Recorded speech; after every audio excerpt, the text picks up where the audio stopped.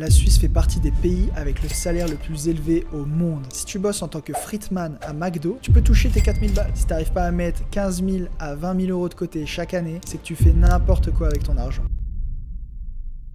Parlons de ce qui t'intéresse le plus, le salaire. Et oui, comme tu dois le savoir, la Suisse fait partie des pays avec le salaire le plus élevé au monde. Et oui, rien que ça, mec. Le salaire minimum en Suisse est aux alentours des 4000 francs, dont 4320 francs bruts à Genève. Donc imagine, si tu bosses en tant que fritman à McDo, tu peux toucher tes 4000 balles. Alors qu'en France, tu vas toucher à peine 1300 euros. Ça fait vite réfléchir. Bien sûr, la vie, elle est plus chère en Suisse. Une pizza, c'est aux alentours des 25 balles, sans compter les assurances, les forfaits de téléphone, le loyer, tout est doublé par rapport à la France. Mais là où nous sommes le plus malins, c'est qu'on va rester vivre en France, à côté de la frontière. Car chez nous, la pizza, elle est toujours à environ 15 euros. Ton téléphone, c'est le même. Ton loyer, il est pas donné, mais c'est pas non plus Paris. On dit souvent que quand t'es célibataire sans enfant ici, si t'arrives pas à mettre 15 000 à 20 000 euros de côté chaque année, c'est que tu fais n'importe quoi avec ton argent. Par contre, je te dis une chose, va falloir que tu bosses. Pense pas du tout que ça va être facile et que tu vas arriver ici, poser tes CV et commencer à toucher tes 4000 balles et kiffer la vie. Comme chaque chose, ça demande du temps et des efforts en termes de paperasse,